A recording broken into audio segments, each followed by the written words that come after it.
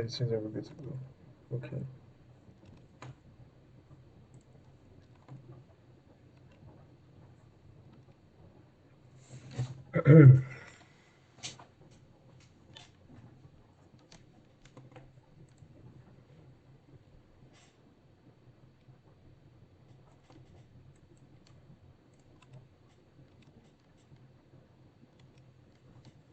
Alright, what's going on, everybody? You already know what it is. If you're tuning into this, it's your boy, Raheem. I ain't gonna call me. No matter. Today, we're gonna be doing our next short lecture today. I did a poll on my Twitter, and this is what came up. So, we're gonna be talking about, for y'all today, traps for improvement. So, let's see. Traps for improvement. Right, this is what we're going to talk about today.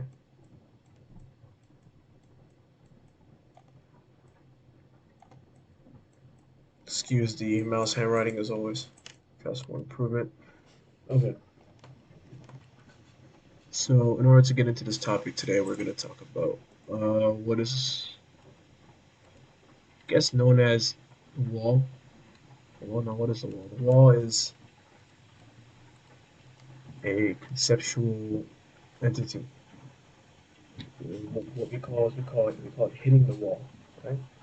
When you hit the wall, it's a phenomenon where one seems to like stagnate or freeze at a certain skill level or skill tier, and you might make some minor improvements here or there, but you're never going to really see yourself move upward, move up the next step of the ladder to the next level, whatever, etc. You may guys have heard terms before, such as a mid-level vortex. Uh, I'm just hard stuck. I've reached my peak, etc. And I really just this should be on.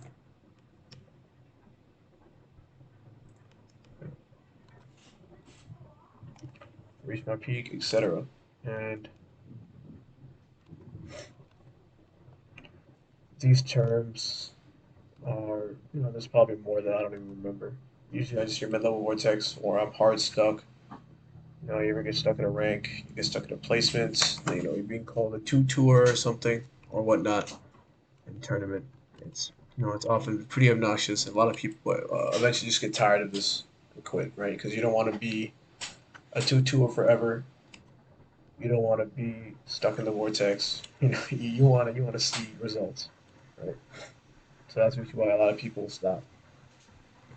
Why it happens, This that's just fast forward quickly. You know, hitting the wall. That's what we talked about. Hitting the wall.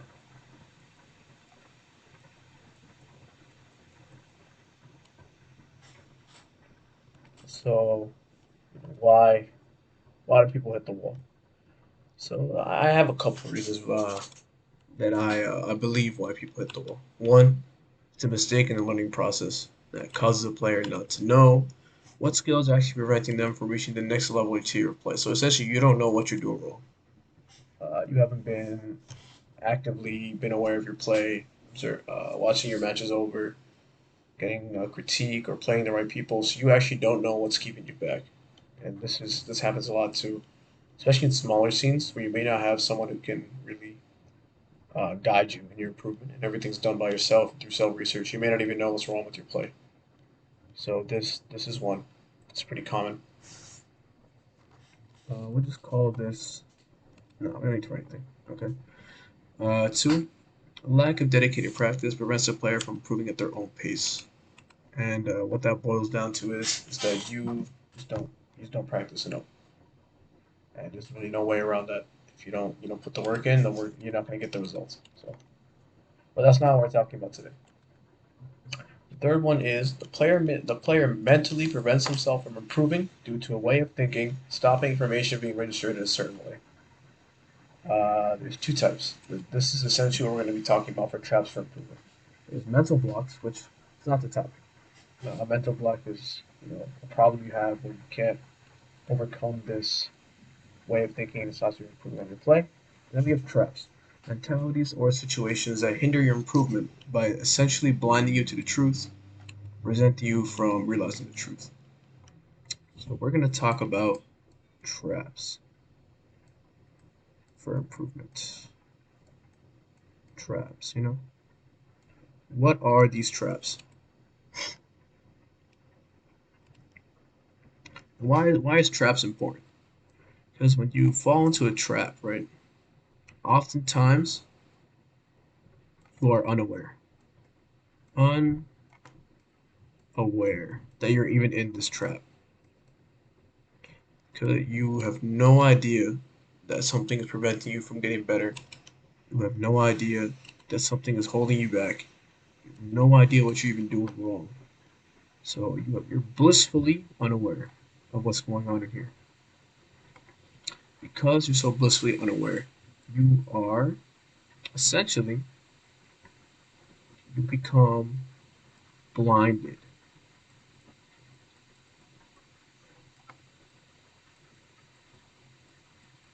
Because you're blinded by this, this ignorance essentially. It's not intentional most of the time. This is not intentional. This is usually a result of you just falling into some mistake, and that's okay. It happens to everybody. Don't let it get to you. But when you uh, when you get caught in a trap, right? The traps are usually they're surprisingly well layered. You if you're not aware of what they are, you won't even notice you're in a trap.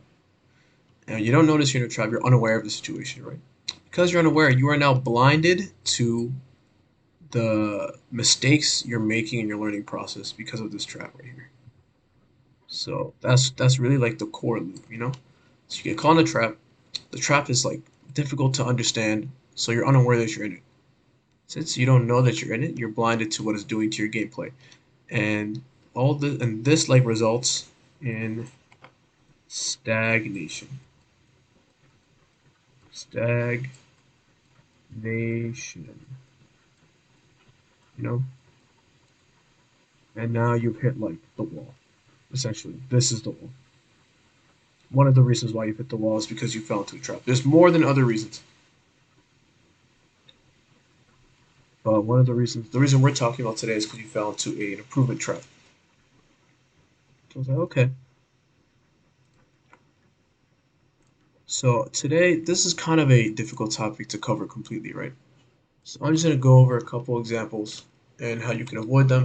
And if anybody has any questions about specific things that they feel are traps or things that could be holding them back, please feel free to reach out to me in the comments of this video. Feel free to reach out in chat if you guys are tuning in, etc., etc. Just come reach out to me, and we can go over it together. But let's keep going. All right. So first example trap that we have is what I refer to as the results fallacy. Results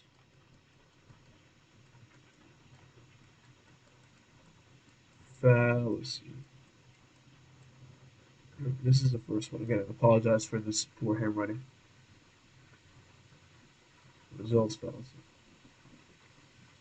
So the results fallacy is the false belief, false belief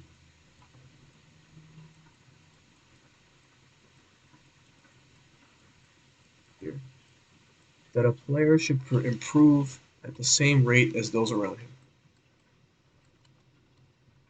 Right? Underneath this arrow. So friends and peers may progress faster, so you're left behind.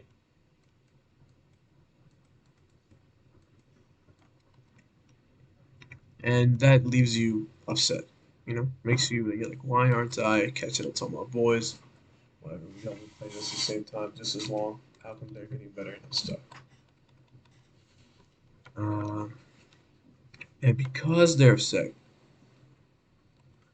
what happens is they start to neglect or undervalue skills because since their peers have mastered these skills, regardless to a degree, to move on to the next step, they think by association they've mastered them as well. So I'm as good as them. Right. This is what they think. They think I'm as good as them, right? Which isn't necessarily wrong. So they assume they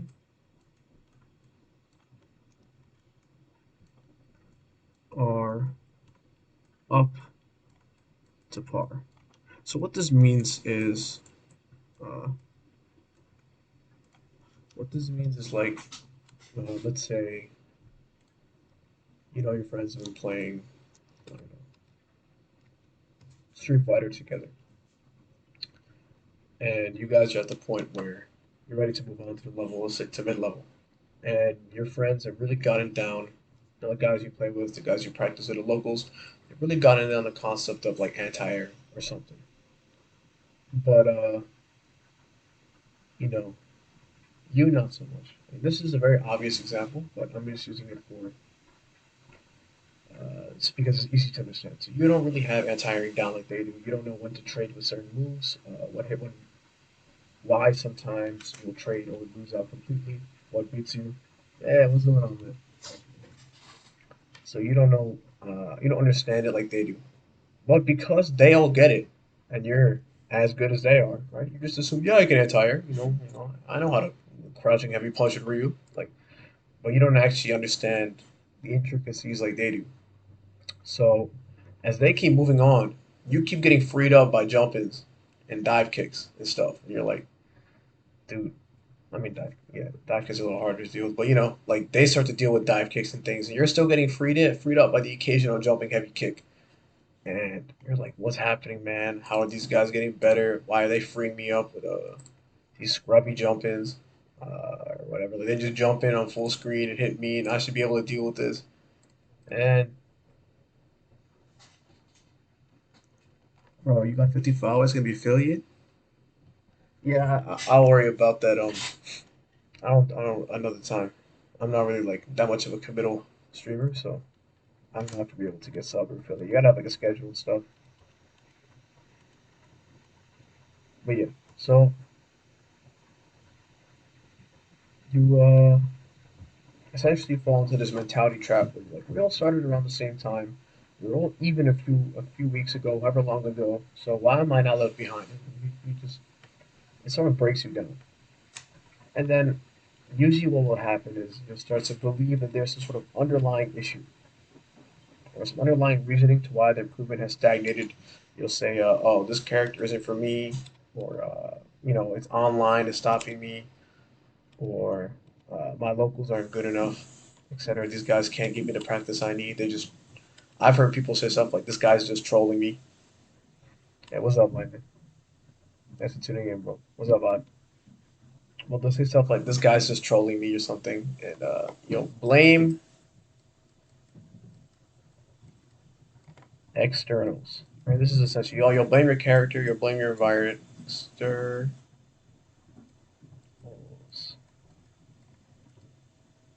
Almost forgot to spell externals. You'll blame things that aren't related to you because everybody else is getting the same results. You haven't really what do I say?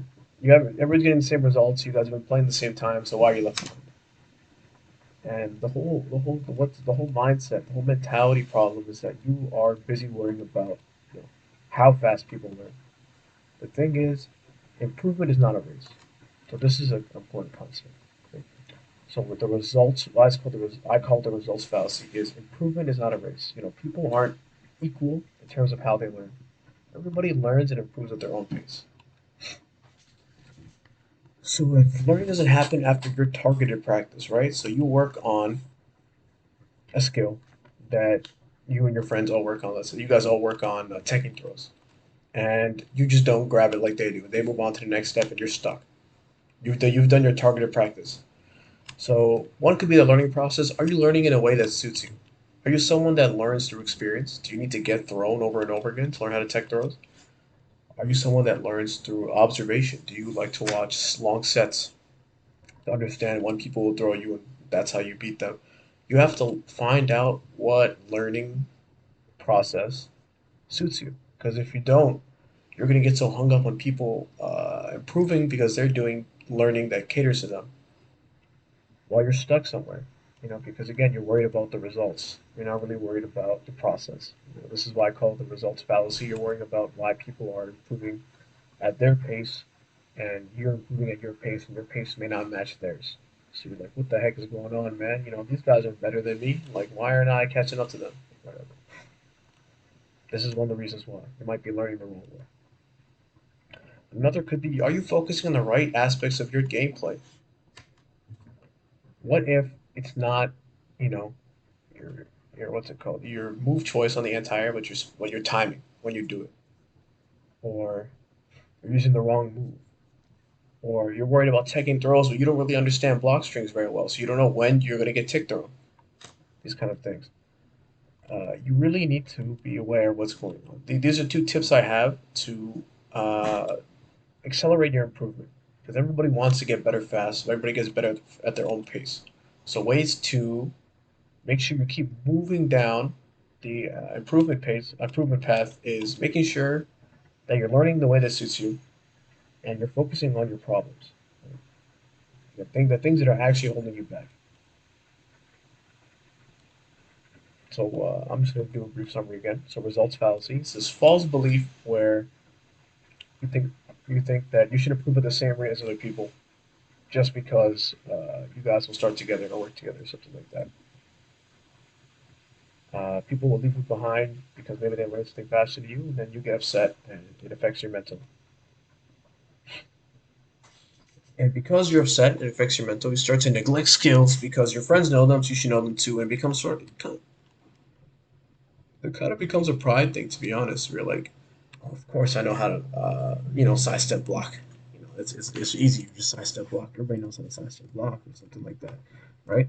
And you just treat it like it's common knowledge. Well, they can all do it. Of course, I can do it too, but you don't really get it. That's that's usually where the trap happens. Is now it's become sort of like a pride issue. You don't want to admit that you didn't get something that everybody else around you got, which is you're hurting yourself more. But it becomes very easy to keep going down this path because you just don't want to expose yourself. You're gonna blame your characters, blame the environment. Like, oh, we're playing online, or the guys in my local suck, or it's just because I play Ryu, I don't play Akuma or something. That's why you guys are, you guys feel like you're better than me. Your character's carrying you, but no, man, that's you guys are just making excuses at that point. What you need to do, again, this is just me reinstating. Remember, improve is not a race. Everybody will learn at their own pace. So focus on targeted practice. If that doesn't work for you, make sure you know that the way you're learning suits your brain. Everybody has multiple intelligences. We all focus on different things, right? So make sure the way you learn suits you, and make sure you're focusing on what's actually wrong. You're not wasting your time on stuff that doesn't matter. Because I've met a lot of people that will just wonder why they've hard stuck, and then when they try to learn, just worry about shit that wasn't even why they were losing in the first place. It's just I don't really know like if they're even like watching their own matches. But that's in my opinion, that's what I call the results fallacy. That's what's a big trap I see a lot of people fall into. Next, we'll go over what I like to call. All right, this one I like to call the what the heck? This one I like to call the liability fallacy. Liability fallacy. Right?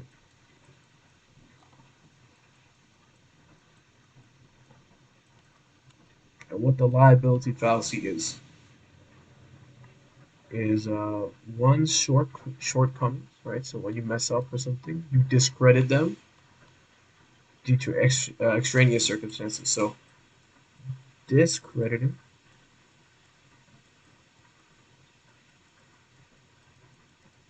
failure. Right? So now this you might be wondering how is this a trap? Because it's kind of human nature to justify why you mess up or something. So common ways people do this is they'll say things like, "I got scrubbed out," or "I just don't know the matchup. I didn't lab this thing. This guy just you know noob like scrub killed me, or he exposed like he cheesed me with some setups I don't know." And it may sound harmless just to say these things because you got beat up by somebody or you're just upset that you lost, right? But but ignorance to remove liability is a powerful way to preserve one's self-worth in the face of defeat. This is something I made up myself. This quote: "Ignorance to remove liability is a powerful way to preserve one's self-worth in the face of defeat." So we're discrediting failure, and what we're doing is we're preserving our self-worth.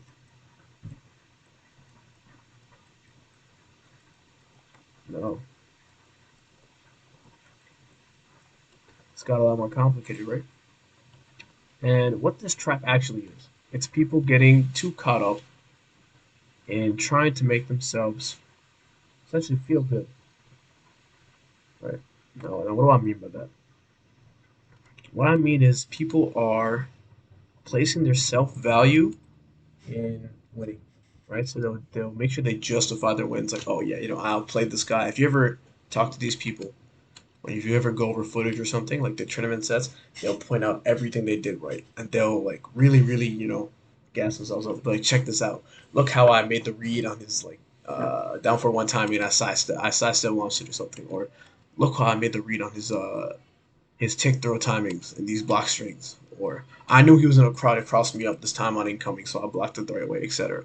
Like these guys, and then when they lose, they discredit their losses.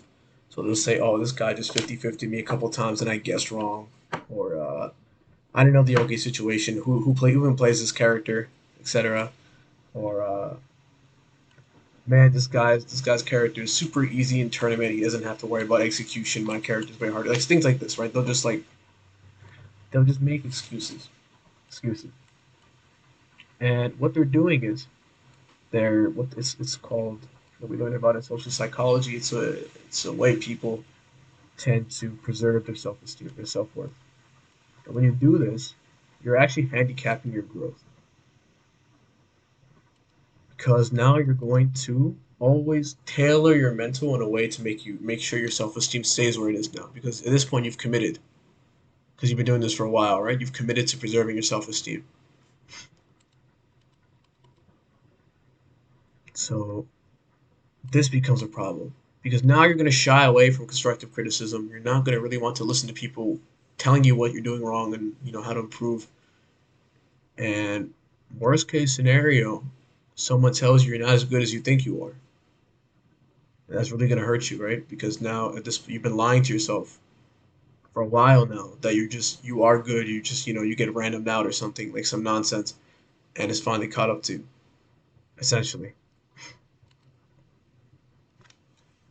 So this stops growth.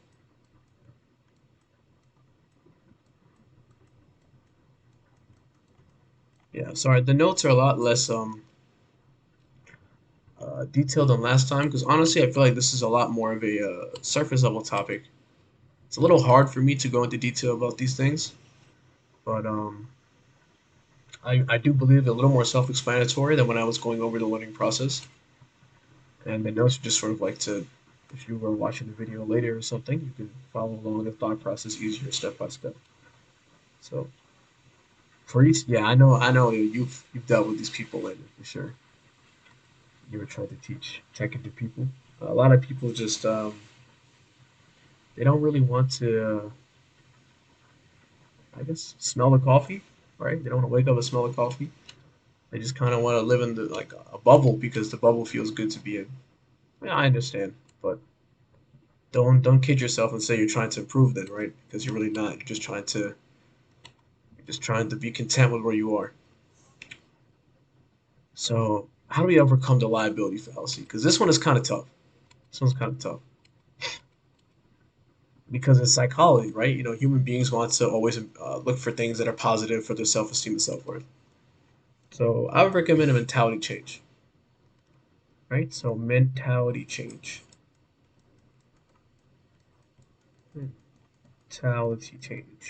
This is really the solution, in my opinion.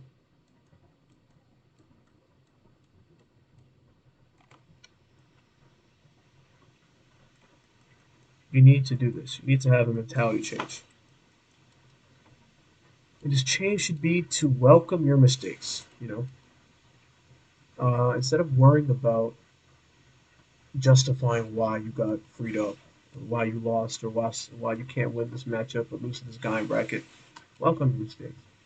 Don't worry about it anymore. Instead, take it as a positive experience because it's information that you didn't know about yourself, so it was given to you, right? So you want to welcome your mistakes and feel good, not by glorifying wins and putting down people that beat you, but by working on self improvement. You want to be like, okay, I feel good because next time it's not gonna hit me, or I feel good because now my defense is better, or now I don't get beat up on my own Oki, or now I can defend against this matchup, etc. I know the punishes. So feel good by getting better instead of looking for self validation you don't need. Because I'm gonna be honest, with you guys, you don't need to. What's it called? All of you guys that are watching this video, you don't need to tell yourself every 2 minutes that you're good, or that you're learning, or you're better than the other guy, or you're not as bad as people think you are, or whatever. You don't need to tell yourself that, man. If you sit here and try to give yourself validation all the time, right? You're just what you're doing is you're making yourself mentally weaker. Now it's good. It's good. Let me make sure I don't confuse you guys. It's important and good to acknowledge that you're doing well because everybody needs positive reinforcement. Right? That's important. What's bad about this idea, working on your mistakes, what's it called, self-validating all the time, is that you become dependent, you become needy, you constantly need stimulus for your self-esteem to feel good. You shouldn't need that. Instead, feel proud about your accomplishments, yes, but also feel content with the fact that even when you fail, you're improving, or you're, excuse me, on the way to improving. And that's really, I think, the solution to this is to make sure you're not dependent on constantly, reevaluating your self worth and your self esteem. And this can be a really difficult one to overcome, uh, especially for younger viewers, right? You guys really take your hobbies a lot very seriously. You're young, you're like you're hot headed. Well, not hot headed, but you're emotional about things you involve yourself in. You're very competitive, and those who are more competitive too. You don't want to feel like you are, trash, or you're wasting your time in your own hobby. So I can understand this fallacy. You want to make sure that you aren't wasting your time, but losing isn't wasting your time if you're a competitor. Losing is information for winning next time. Didn't Arsenal say that? Even when I lose, I don't lose. I just learn for next time. Like that's a competitive mindset there. You know, when Muhammad Ali lost to Joe Frazier, man, he ran it back twice. Twice. He wasn't even happy to like they ran it back twice. Like he did not care. Okay, and that's the goat. So just keep that in mind. So I think we can move on to, I guess, the last trap. This one is probably the most common, and honestly, this is probably the hardest one to talk about. But I will do my best. I'm not very qualified to do so. Well, I'll do my best. So this one, I call this character privilege, like misunderstanding character privilege.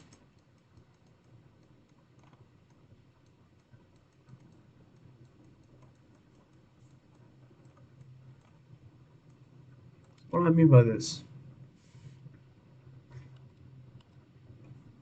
So when you play characters in a fighting game, um,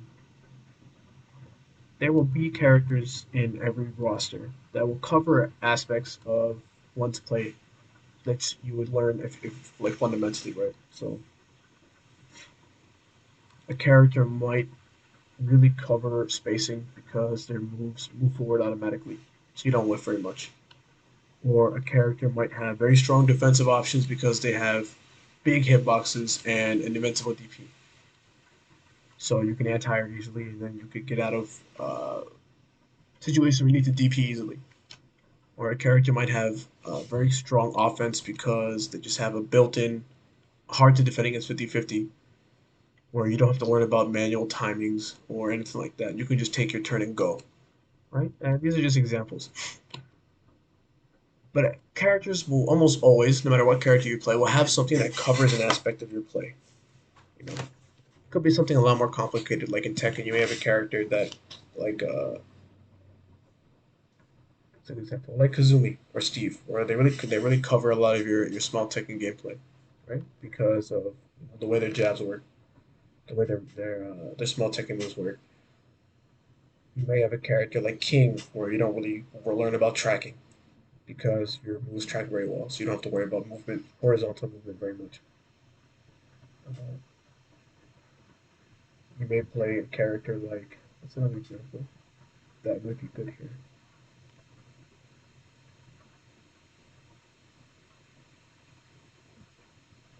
A character with covers like Paul, so you don't really have to worry about options your opponent has. You just have blanket covers moves you can throw out, so you don't. Or Geese and Paul are good examples where they would really have a lot of moves where they wouldn't have to worry about figuring out what their opponent would do. Like their counter hit moves and their reward moves and their tracking moves are all put together like this. It's like a sandwich. Those kind of characters, right? So when you play characters like that, they'll cover aspects of your gameplay. Okay. And this isn't like an inherently bad thing. This isn't telling you to stay away from characters like this because every character has their strengths. It is important to understand that and comprehend them.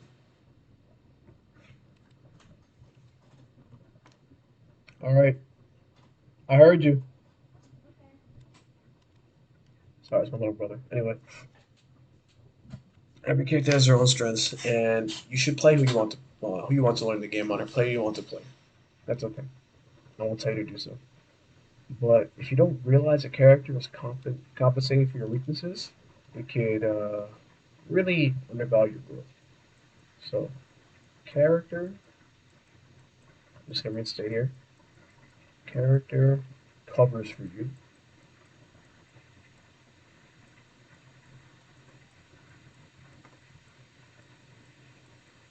And if you don't know this, you don't realize this, weaknesses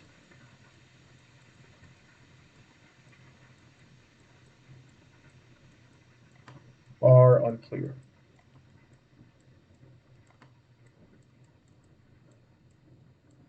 And I can actually give you guys an example of this because just today,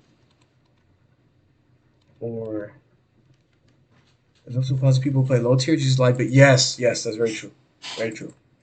That's a good point, and I'll touch on that now, I guess too. So your characters will cover for you, and people who relates back to the last point. So low tier characters often don't have this kind of coverage or don't have this sort of privilege, right? So a lot of low tier players will just complain that, oh, I play this garbage character. I play Hugo or I play Gigas or some shit. So or I play Bears or whatever, and I play trash characters. So that's why I'm getting beat up. You're not better than me. Actually, we played like a real mirror. I beat you or something, some shit like that. It's like, no, man. Not only did you choose to play a character where the game is harder for you, just telling yourself that you are being held back by your character choice and not your skill level as a player is really you're really hurting yourself because tier lists will only really be relevant within your skill bubble. So if someone is much better than you and they're whooping your ass, and you're like, oh man, it's because I play Hugo or something, or I play Bears. No, dude, no, no, they whoop you on every character. They whoop you on every character, man. You're just using it to cover for yourself, and you're learning slower. You're not going to improve because it's just you're not taking liability for your losses. Yeah, that's a very good point, Landon. Thanks for bringing that up. Sorry, I didn't check chat faster. But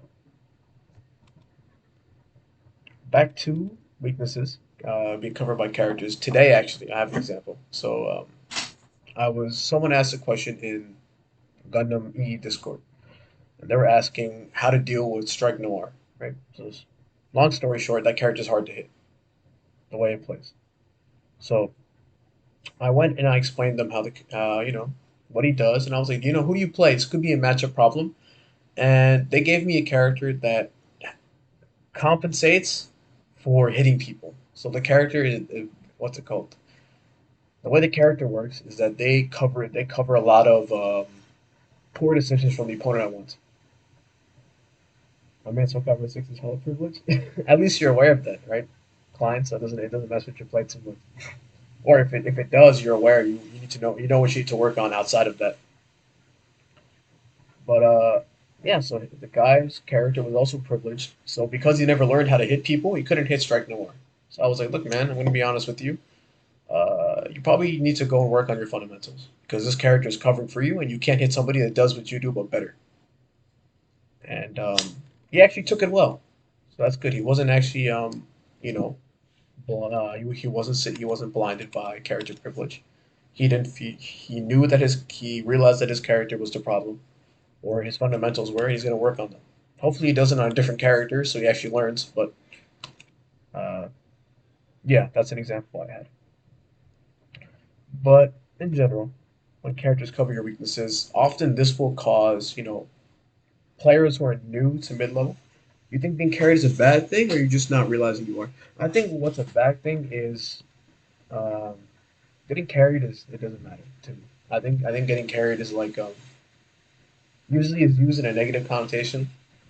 Your character's strong, sure, they could be making you play better. They let you play better, right? But when you're improving, what matters is that you know that the character's carrying you somewhere. So yes, I think not realizing you are is a problem. You have to know where you're being carried, so that way you can work on those aspects of your play individually, on like a different character or something, because that's going to make you a lot weaker when you get to the higher level, which I'm actually about to touch on. Is that when you play characters like these, these characters that have a lot of coverage and they carry you. And I'm not using carry in a negative notation, by the way, guys. Just